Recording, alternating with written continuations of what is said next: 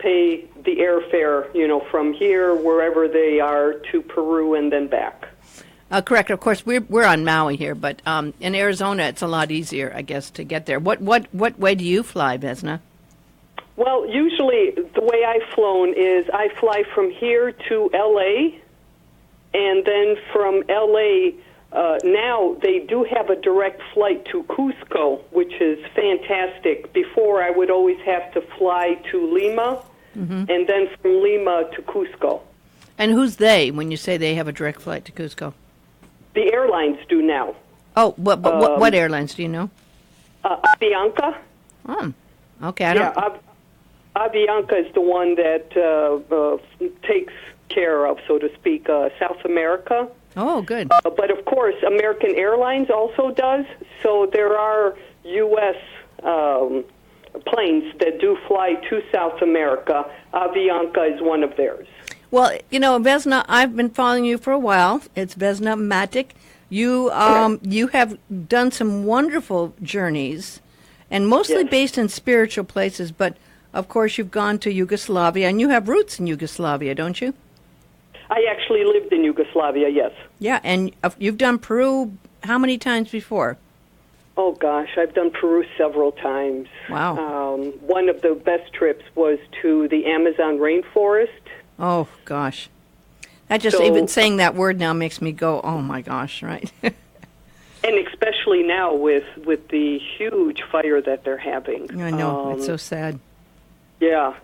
But yeah, I've flown to Peru many times. As I said, yes, lived in Yugoslavia, but also my last trip was to Bhutan, which is, people often don't know where Bhutan is. It's not a country, it's a kingdom, and they're very adamant about that. So Bhutan is right by India and Tibet.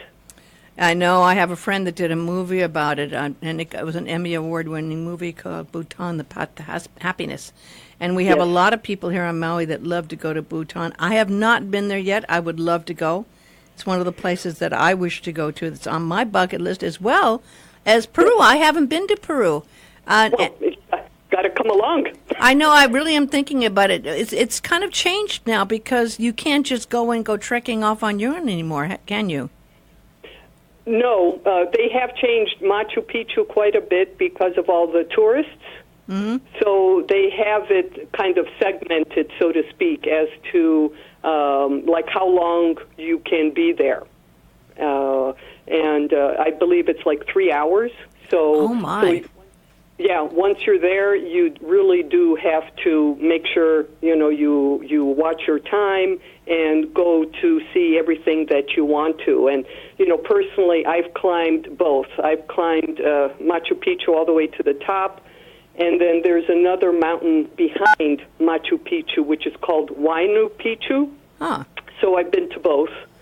And they do really watch how many people they also let in. So, how long does it take to climb to the top?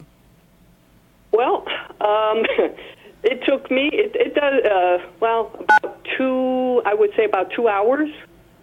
Wow. So, but you can, at that point in time, they didn't restrict the time. So, so now really have to kind of be careful again and climb faster. So on your trip, tell us about where you stay and how easy it is to get around when you get down there. And there is something about going on the first time you're going on a trip where someone is, that's been to Peru like you have before and know the ins and outs. Plus, you have a wonderful host as well that you're working with that's been doing spiritual journeys for 17 years, right? Exactly. Well, and this time it is going to be a little bit different in the sense that we are going to be staying at Catalina, the retreat center, which is going to be very nice because this way we have a place to call home for those 7 days, and then we will be taking excursions, for example, to Machu Picchu, to PISAC, to several of the places there in the Sacred Valley.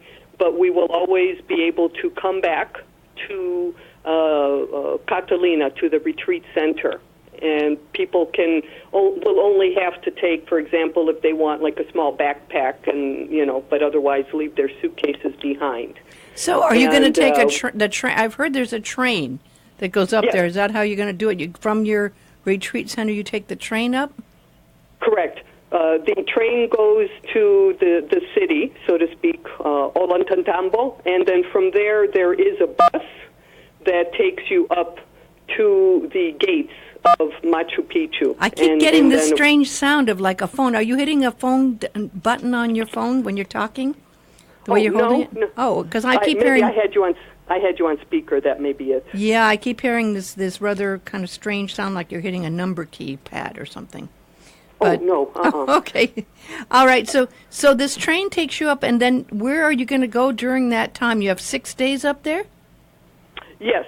As I said, we're going to be staying at the retreat center, so that's going to be our home during that time. In both of the trips, the first one, the very beginning of December, we are also going to be working with a local shaman. And then that one I do not know. I'm not familiar with that shaman, but he does come from the area, also from PISAC. The end of December, so for New Year's Eve, New Year's Day, we are going to be working with the shaman that I was working with, who comes from the Amazon rainforest. Mm-hmm. So he is going to be traveling from the rainforest to the retreat center. And we are going to be doing plant medicine. Of course, this is voluntary if a person, does want to do it or not. But definitely the opportunity is going to be there. And I can definitely vouch, even though I don't know the local shaman, I can vouch for both of them because they really, truly are the real deal. And, we'll be talking to us, to the group. And then, as I said, we will be doing the plant medicine also. So are you going to, you're going to the Sacred Valley. Now tell me about the other place. Is it PISAC? Yes. Tell me about that one. I don't know about that. Well, PISAC is actually the largest town where the retreat center is. I see. It's a very nice town. It has an outdoor market. There is a shaman who also has, and ironically, his store is called the Shaman's Market, and so he is also right there in town, and we will have time to go explore because the outdoor markets there are phenomenal. Now the weather down there is like different. That would be like summertime in the winter. Here would be summer there? Correct. So January 1st will be interesting because you'll be up at an ideal time of year up there. How high are you up there at Machu Picchu? Well, actually, it's kind of funny because you automatically think that Machu Picchu is much higher than Cusco, mm-hmm. but it's the opposite. Cusco has a higher elevation than Machu Picchu. I didn't know that. Wow. And how high is Cusco? Cusco is about 10,000. Oh, that's like our Haleakala here. Yes. Oh, yeah, I can handle that. That's nice. So tell me what you feel. I know you're a spiritual minister. You're involved in metaphysics and all this. Are you sensitive to the energy up there, and what do you experience when you're up there in those sacred places? Oh, I tell you, different things.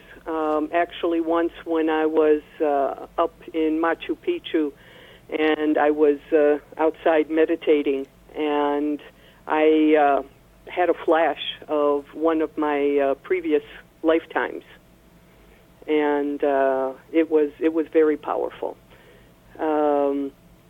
Wherever I go, and here again, been to Bhutan, Nepal, Tibet, Yugoslavia, Peru.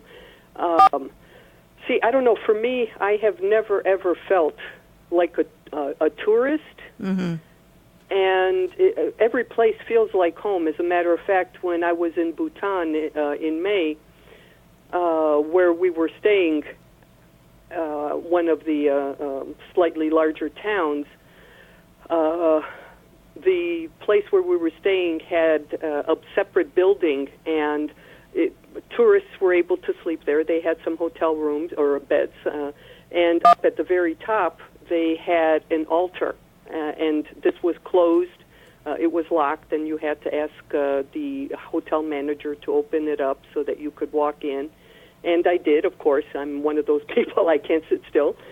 So I went up there, and I tell you, that energy was so strong. And as soon as I walked into the first room, there were two rooms. One, even the governor is Buddhist, and he goes up there periodically and has ceremony.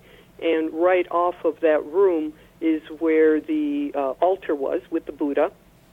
So when I walked into that first room, I started crying, and I could not stop. And it was like, this was so familiar. I know I had been there before in previous lifetimes. And so that feeling hits me so often. And I love it because I think, all of us, when we have this really deep urge to go to another country, we go there for a reason. Mm-hmm. I agree. And I would say, yes, we've been there before, Yeah, and you are really a wonderful guide because you have done this so often. And do you speak any, what language is it? Is Portuguese the language? What's the language in Peru? Well, actually, no. In Peru, they do speak Spanish. Oh, okay. However, the shamans speak Quechua, which is their authentic language, Quechua. Interesting. Yes. Wow. So that people who speak Spanish do not always understand Quechua. So they must have a translator. Yes. Quechua is a very fluid language, so it depends on the how you say it in the sentence, the deflection, all of that. So, so for me personally, I speak Slovenian, Serbian, and Croatian. Okay. So it's important to have the translator, and this is interesting the way you've done this because I know many people who wanted to go to Peru, including me, and haven't gone. And I have to say now with some of the limitations, some of the people are concerned about that with not being able to wander freely. Unfortunately, it's a sign of our times. Just exactly. over-tourism is a disease that's going on right now. It's just too much. We love seeing travelers, but it ruins it for everyone if there's too many people there. So in a way, it's good that it is being controlled. Well, I think what is more detrimental is what people do once they are there, how they treat the people and the land. Yeah. And I've seen, which never ceases to amaze me, where people will just litter, just throw, anything everywhere. Yeah. So it's those kinds of things that have the biggest effect, I think. I agree. We see it here on Maui. I go to sacred spots and there's just junk laying around. It just makes me, it's so, I mean, I walk up at the EL Valley, considered a sacred spot here. Now there's so many tourists and everything, but the main question most people ask me, and this is a sacred spot where chiefs have been buried for 800 years, and all they want to know if there's a waterfall up there. Is there a waterfall up there? And they're going, yeah, I know. It's not a matter. Well, is it worth walking up there? I said, well, it's worth walking if you're sensitive to the energy, but these people, a lot of them aren't, and, they have certain goals, But I would like to go, and you make it very affordable. It's $2,997 per person. Yes. Now, this is good. I'm so glad you do this. There's a $300 supplement for single occupancy, which is fair, because a lot of people are traveling alone now. You have people on your tours that want to travel by themselves? Oh, yes. Yes. So yes, it's up to the person because there are, of course, options if you want to be in a single room or you want to be a double occupancy. And there are people who, say, hey, I don't mind having, someone in the same room. So this way it also gives you someone to kind of talk to, bounce things off of, I will say on my website, which is the visionsforlife.org, what I did do, of course, because the flyer is only, have so much space, I did give people a special, which is if someone pays for the trip, a full payment before October 1st, it's actually $24.97. Wow, that's a big discount. $500, yes. Wow. If they pay in full after October 1st, then it's the $29.97. And if a person needs to or wants to pay in installments, then it's it's $500 more. So, all right, people have three options. And I will say also, so this is for December, but for next year, I am also going to have in the works. Many people don't realize, and I still, I know I have this habit where I still call it Yugoslavia, even though there was the war and, the different regions separated, and now they're a country by themselves. But the northern part, Slovenia, which is where I lived, has many mineral health spas, and the water does come from underground. There are also vortexes in Slovenia, so that's one thing that I will have planned. And then also a little bit further down south in Bosnia, there is a town called Visoko, and in Visoko they discovered pyramids which are older than the ones in Egypt. Really? I had never heard that before. Well, see, so that's another trip that I want to take people to next year.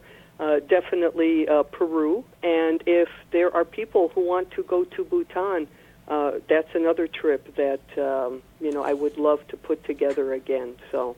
Well, I have to say you're living the dream. A lot of people have thought and say, how can I travel and have a spiritual adventure and do it and make it happen? And you are making it happen. And I'm so happy for you that you took this dream and made it a reality, and you're helping other people to experience some of these spiritual places in that kind of atmosphere and way. Well, thank you. Well, what I always say is, books, movies are fantastic because they kind of open the door.